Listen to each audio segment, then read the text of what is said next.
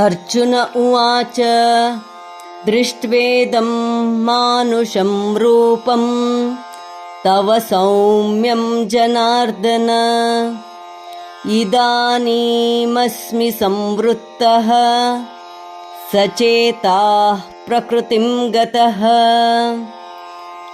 Arjuna said, having seen this your gentle human form, O Janardana, I am now composed and have regained my own nature. ಅರ್ಜುನನು ಹೇಳುತ್ತಾನೆ, ಹೇ ಜನಾರ್ದನ, ನಿನ್ನ ಈ ಸೌಮ್ಯವಾದ ಮನುಷ್ಯ ರೂಪವನ್ನು ನೋಡಿ ಶಾಂತನಾದೆ, ಚಿತ್ತವು ಸ್ಥಿರವಾಯಿತು.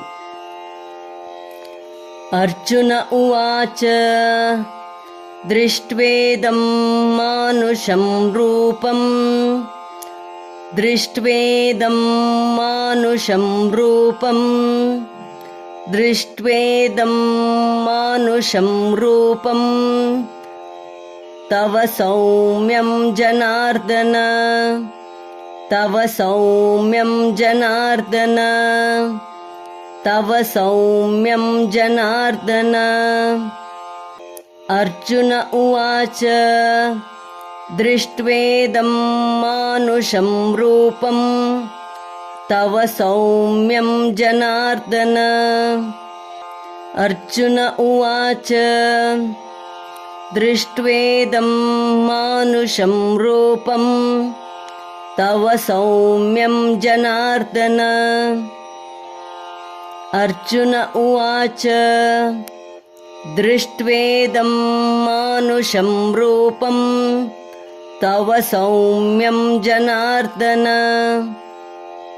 इदानीमस्मि संवृत्तः इदानीमस्मि संवृत्तः इदानीमस्मि संवृत्तः सचेताः प्रकृतिं गतः सचेताः प्रकृतिं गतः सचेताः प्रकृतिं गतः इदानीमस्मि संवृत्तः सचेताः प्रकृतिं गतः इदानीमस्मि संवृत्तः सचेताः प्रकृतिं गतः इदानीमस्मि संवृत्तः सचेताः प्रकृतिं गतः.